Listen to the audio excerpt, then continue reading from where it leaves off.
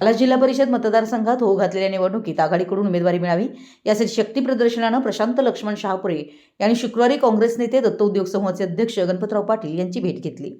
यावेळी गणपतराव पाटील प्रशांत शहापुरे यांच्यात उमेदवारीसाठी चर्चा झाली।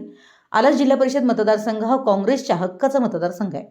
प्रशांत शहापुरे हे काँग्रेसकडून प्रबळ दावेदार असल्यानं नाव मतदारसंघातून पुढे आले, तर मतदारसंघात प्रशांत शहापुरे यांनी जनतेशी गाठीभेटी घेत निवडणुकीची चांगलीच तयारी केली आहे। दरम्यान त्यांनी महाविकास आघाडीकडून उमेदवारीची मागणी केली।